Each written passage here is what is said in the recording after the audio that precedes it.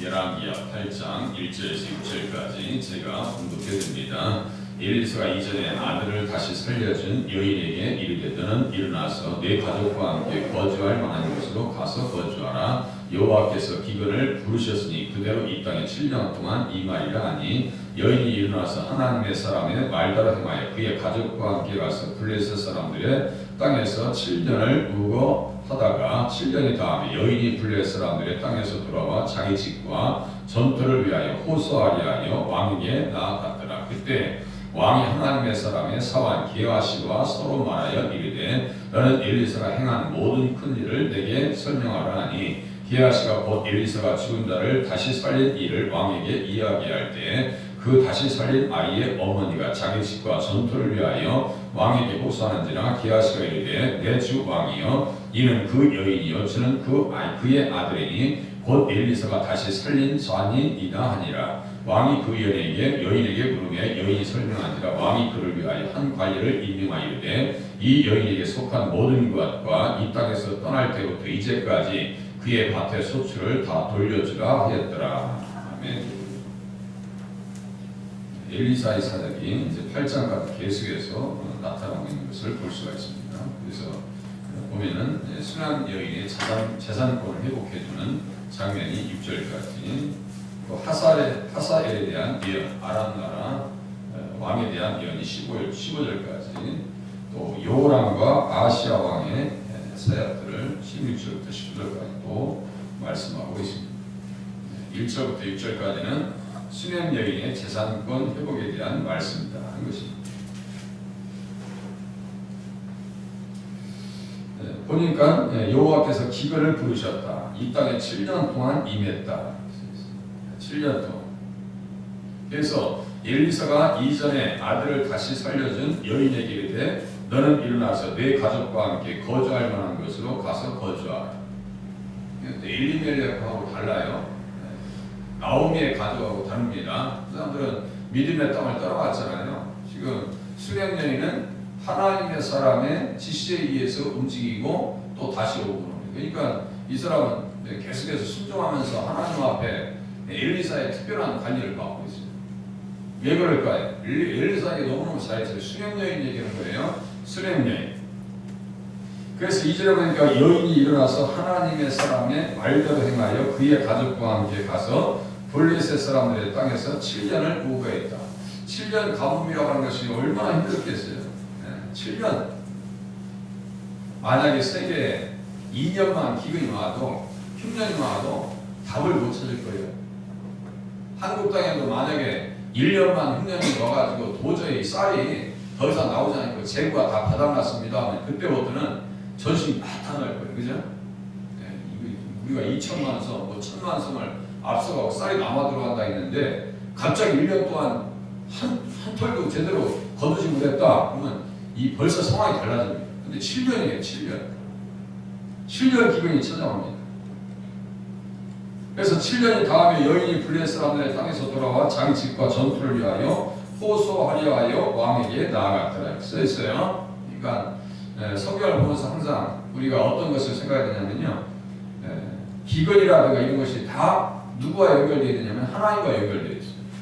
말씀드린 것과 같이 사마리아가 포위돼가지고 4명의 문둥병자들이 전해준 아름다운 소식으로 살 길을 열어놨으면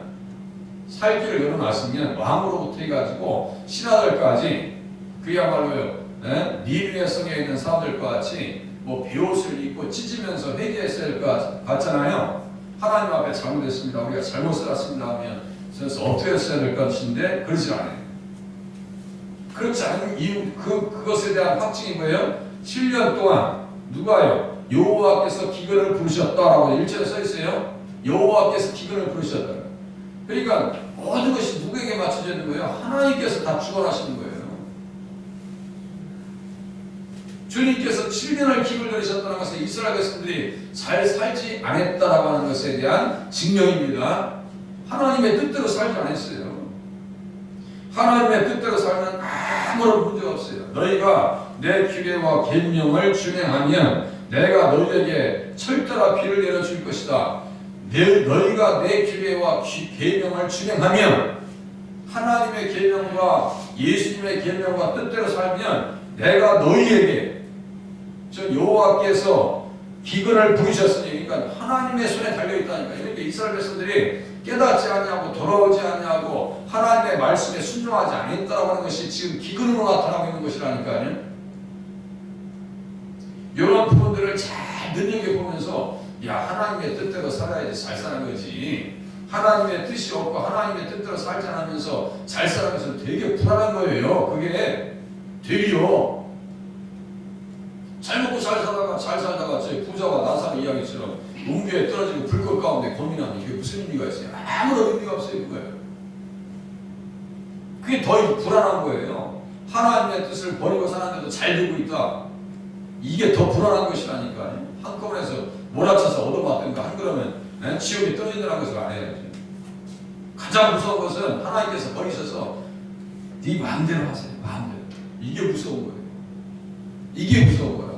조금만 잘못해도 하나님 앞에 징계를 느껴지고 깨닫게 되어지는 것은요, 그게 축복의 사랑입니다.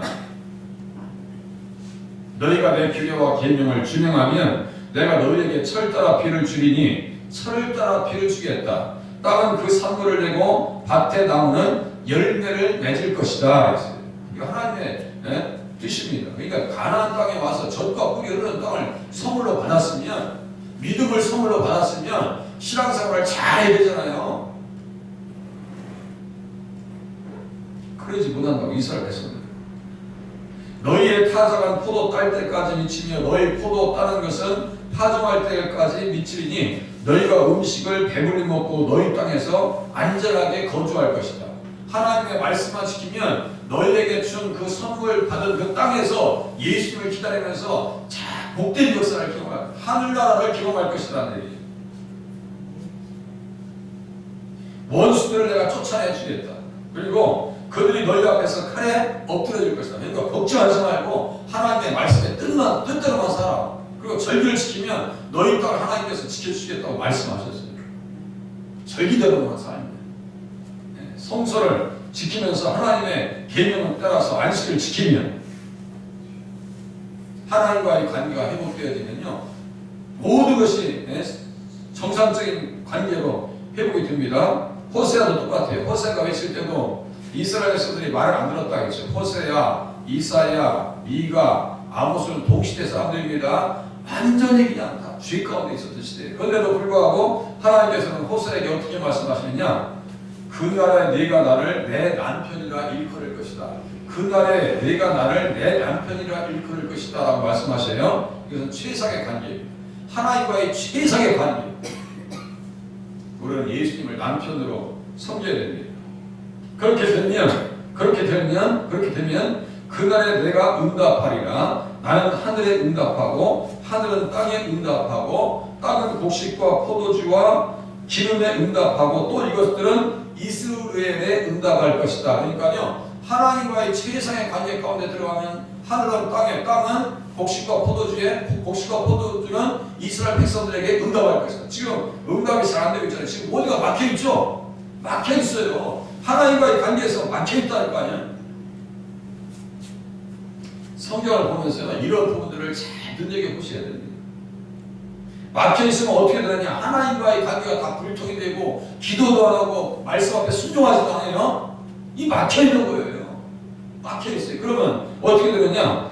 7배로 너희를 징벌할 것이다. 주님께서 말씀하세요. 7배로 징벌할 것이다. 내가 너희 세력으로 말미암은 교만을 꺾어버리겠다. 교만을 꺾어버릴 거야. 너희의 하늘을 철과 같게 하며 너희 땅을 놋과 같게 만들어 버리겠다라고 했어요. 아이고 무서워. 지금 이런 상황 7년 동안 살겠어요? 그러니까 엘리사가 수냄 여인에게 네 가족과 함께 거주할 만한 곳으로 가서 거주해요. 하나님의 사람의 말대로 행하여 그의 가족과 함께 가서 블레셋 사람들의 땅에서 7년을 우거했더라. 이렇게 환난과 시련의 때 하나님의 특별한 사랑과 돌보심의 은혜가 우리의 가정과 교회 가운데 있으시기를 바랍니다. 그런 은혜가 있어야 돼. 지금 특별히 하나님의 손길이 필요한 시대에 지금은요. 그렇잖아요. 하나님의 손길이, 하나님의 돌보심과 하나님의 각별하신 사랑의 역사가 우리의 삶 가운데 나타나야 돼요. 누구처럼요? 수명여인처럼.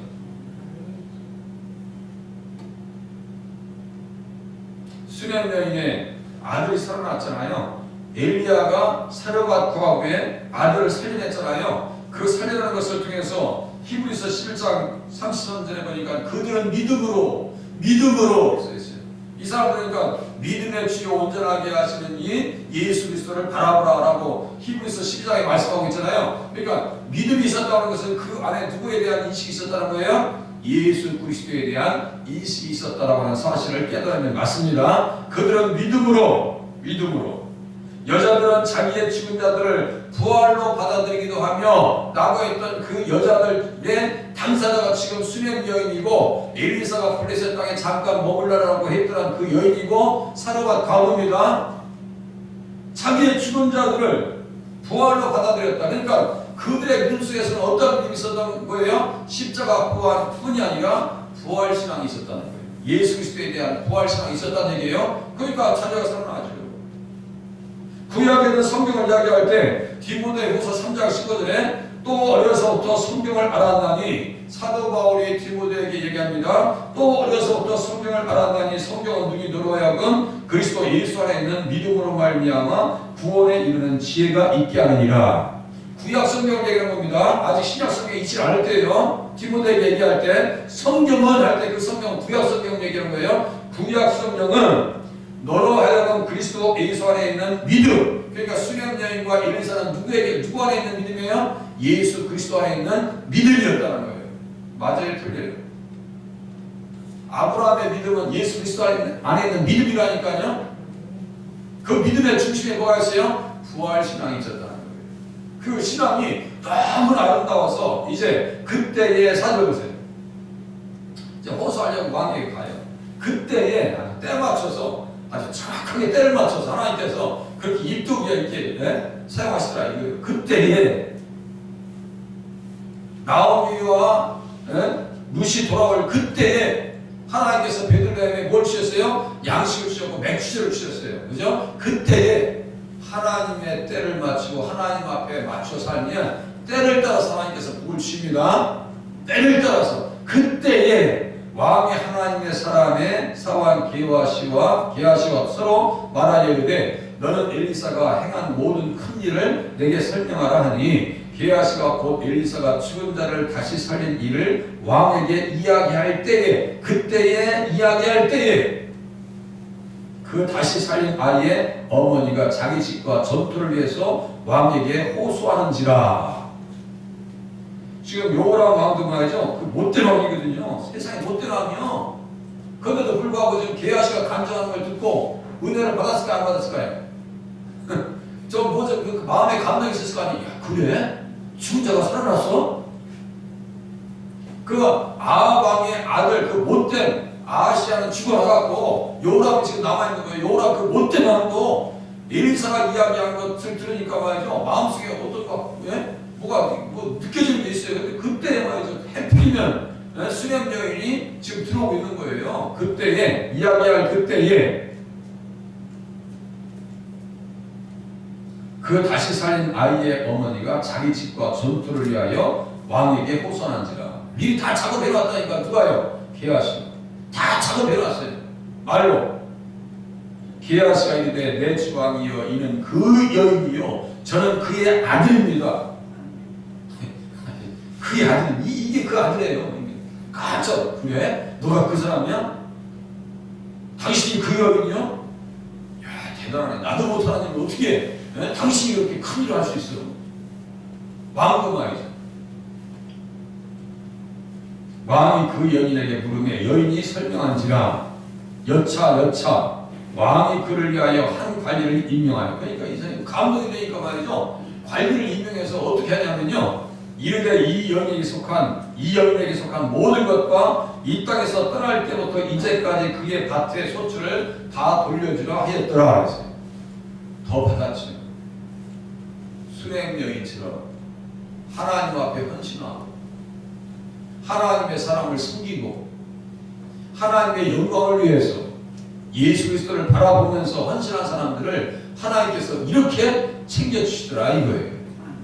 제가 오면서 분당 우리 교회 이찬수 목사님 얘기했어요. 그 아버님이 어떻게 목회하신지 아세요? 삼각교회에서 2층도 하다가 교회를 부흥시키려고 40일 동안 금식하시다가 돌아가셨습니다. 이찬수 목사님 아버님이에요. 개척교회 하면서 얼마나 많은 기도를 하셨겠어요. 자녀를 위해서. 네? 얼마나 많은 기도를 하셨겠냐. 우리 권사님들 새벽마다 기도하시잖아요. 그 기도가 땅에 떨어지지 않는다고 하는 것을 우리가 그러한 일들을 통해서 깨달으셔야 돼요. 절대로 기도가 땅에 떨어지지 않습니다. 지금 그 교회가 거의 심하게 되죠. 그러고 또 지역 교회다 다 버리잖아요. 몇 년 전에는 100억인가 200억인가 해주고요. 코로나 시대 교회 어느 교회마다 100만 원, 200만 원씩 다 버려졌대요. 그게 아무나 할 수 있는 일이 아니에요. 한 교회 목회자가 10만 명의 사람들을 모을 수 있다. 이거요 아무나 되는 게 아닙니다. 60만 모으고 10만 모이고 10,000명 모이고 몇천 명 모이는 게 쉬운 게 아닙니다. 그게 하나님의 특별한 은혜가 아니면 안 된다고요.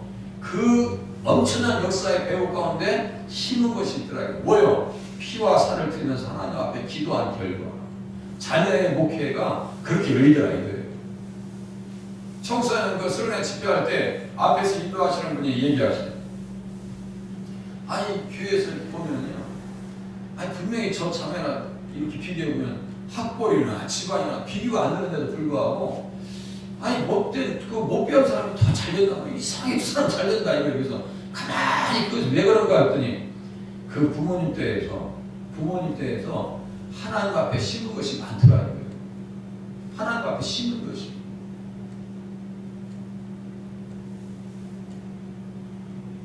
저도 그랬죠. 시골에서 우리 시골에서 나무 다 갖다가 교회를 짓고 종탑을 만들고 했는데 그 종탑에서 종소리 들릴 때마다 김동철이라는 사람이 어려서부터 무릎 꿇고 기도하고 있죠. 하나님 몰랐어요. 그냥 교회 가고 싶은 거예요. 어려서부터. 우리 고영도 성도님이 그냥 강권에서 교회 오고 싶어서 어느 날 갑자기 한 사람이 들어와 있어요.